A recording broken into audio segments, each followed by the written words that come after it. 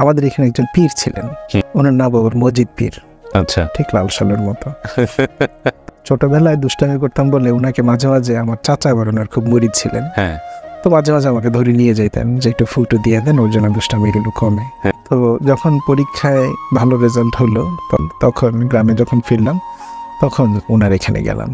তো যাওয়ার পরে আমার এমনিতে ধর্ম নিয়ে কতগুলো প্রশ্ন ছিল, কোনোদিন তো সুযোগ হয় না, ওই সময় ওনাকে কিছু প্রশ্ন করে বসলাম। প্রশ্ন ছিল এরকম আর কি, আচ্ছা আল্লাহ যে এক, তার প্রমাণ আমরা দেখি হলো অন্যভাবে।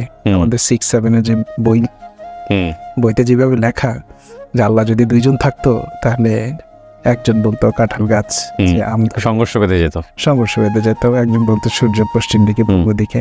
এটা যেহেতু ঘটতেছে না, সুতরাং আল্লাহ এক, অস্তিত্ব নিয়ে কেউ কথা বলতেছে না। সো ওনাকে এই প্রশ্নটা জিজ্ঞেস করলাম, he gave me a very beautiful answer.